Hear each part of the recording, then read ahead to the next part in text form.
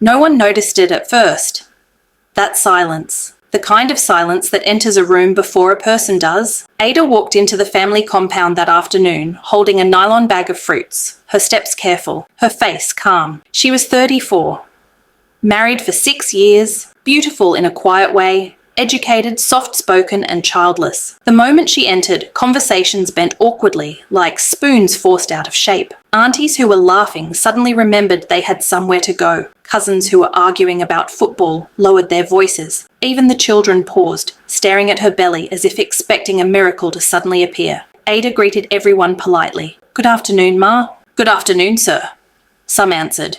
Some didn't. Her mother-in-law, Mama Ifunanya, sat on her usual plastic chair, chewing bitter cola like it was a punishment she enjoyed. She looked Ada up and down slowly. 6 years. No pregnancy. No miscarriage. Nothing. "Ada," Mama Ifunanya finally said, "come and sit." Ada sat. The old woman leaned closer. Her voice was not loud, but it carried weight, the kind that presses on the chest. "People are asking questions." Ada nodded. She had heard that sentence so many times it had lost its meaning. "They say maybe my son is not a man," Mama Ifunanya continued. "They say maybe I offended God. They say maybe you are doing family planning secretly." Ada kept nodding. Then the old woman said the sentence that made the entire compound go quiet. "Tell us the truth. Why don't you want children?" Ada lifted her head. Slowly. For the first time, she did not smile. For the first time, she did not explain. For the first time, she did not cry. She simply said, "Because if I give birth, someone will die." The compound froze. Even the wind stopped moving. Rumors spread faster than fire when people are bored. By evening, the story had changed. "She said her children will die." "No, she said she will kill the child. I heard she did something when she was young. They say she went to one white garment church. They say she ate something in school." Ada heard everything. She always did. In Lagos, walls have ears and neighbours have time. Her husband, Kunle, came back from work late that night. His shirt smelled of stress and traffic. He dropped his bag and stared at his wife. "What did you tell my mother?" he asked. Ada didn't answer immediately. She served him food. Kunle pushed the plate away. "Ada." She sat down opposite him. "Kunle," she said softly. "Do you remember the night I told you about my childhood?" Kunle frowned. "Which one?" She smiled sadly. "Exactly." She stood up and went into the bedroom. From under the bed, she pulled out a small wooden box. Old, cracked, tied with a faded red thread.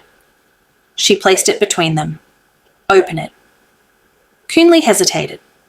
Inside was a folded piece of cloth and a hospital tag. Name: Adana Egwu. Age: 8. Status: deceased. Kunle's mouth went dry. "Who is this?" he whispered. Ada's voice trembled for the first time in years. "My younger sister." Before I continue, if you're enjoying this story so far, please subscribe, like, and tell me in the comments where you're watching from. Your support keeps these stories coming. Now let's continue. Ada was 15 when Adana died. They lived in a small flat then. Generator noise outside, kerosene smell inside. Their mother sold provisions. Their father drank silence every night.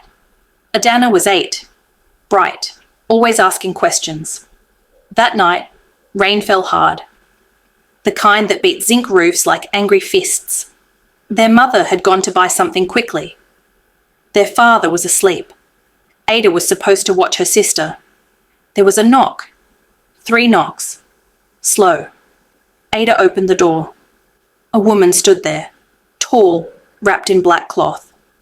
Her face was calm, too calm. "Is your mother home?" the woman asked. Ada shook her head. The woman smiled. "Tell her I came." Before Ada could close the door, the woman leaned forward and whispered, "The first daughter must always pay." Then she left. That night, Adana fell sick. By morning, she was dead. Hospital, injections, crying. Nothing worked. Before she died, Adana grabbed Ada's hand and whispered something that never left her. "JJ," she said, "if you have a child, She will come back. Adana died smiling. Ada screamed. Years later, Ada began to dream of the same woman standing beside her bed, counting. 1, 2, 3. Anytime Ada imagined a child, the woman appeared, smiling, waiting. Ada stopped dreaming of children, not because she didn't want them, but because she was afraid of what would come to claim them. Kunle sat in silence as she finished. His voice broke. You think a dream can stop a destiny? Ada looked at him. It wasn't a dream, Kunle. It was a warning. Outside, thunder rolled, and somewhere far away, a woman in black smiled again. The knock came exactly the same way. 3 slow taps. Ada froze in the kitchen. Kunle was in the bathroom. The television was on but muted. Rain had started again. Light, steady, deliberate. Tap, tap, tap. Ada's heart slammed against her ribs. She knew that knock. She wiped her hands and moved toward the door like someone walking to judgment.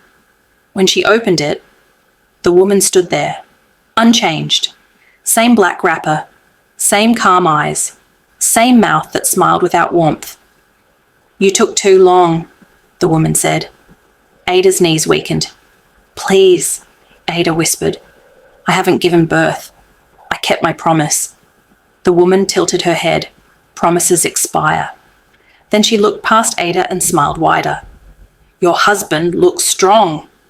The door slammed on its own. Kunle screamed from the bathroom. Kunle collapsed that night. Doctors said it was stress. Ada knew better. She sat beside his hospital bed, holding his hand, praying harder than she ever had. Take me instead, she whispered into the night. Leave him. That night, the woman appeared in her dream again. This time, she sat. You don't get to choose anymore, she said. The debt moves forward. Ada woke up, screaming. By morning, Kunle was stable, but something had changed. He no longer remembered small things. Faces, names, moments with Ada. And Mama Ifunanya blamed only one person. You have ruined my son, she cried. Whatever is following you will destroy us all. Ada packed her bags that evening. She left the marriage quietly, for love, for protection, for sacrifice. Ada moved to the mainland. Small apartment, new job, new name. She avoided children, schools, hospitals. She avoided hope. But Lagos is a city that remembers. One evening, a young girl followed her home.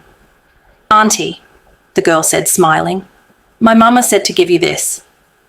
She handed Ada a red thread, the same kind tied around the wooden box. Ada felt the world tilt. Where is your mother? The girl pointed behind her. No one was there. The girl vanished. That night, Ada finally went back to where it all began, the old woman, the shrine, the truth. The old priestess was blind, but she saw everything. Your sister was marked, the priestess said. Not you. Ada sobbed. Then why am I paying? The priestess sighed. Because you accepted the silence. The first daughter who keeps quiet inherits the curse. Ada's hands shook. How do I end it? The priestess leaned forward. By breaking the rule. The woman in black came again.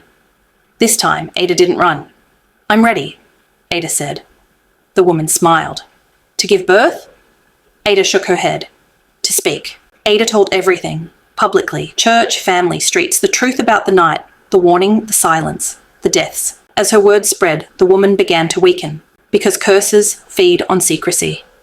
And this one was starving. The woman appeared one final time, angry, cracked. You were supposed to carry it alone, she hissed. Ada stood firm.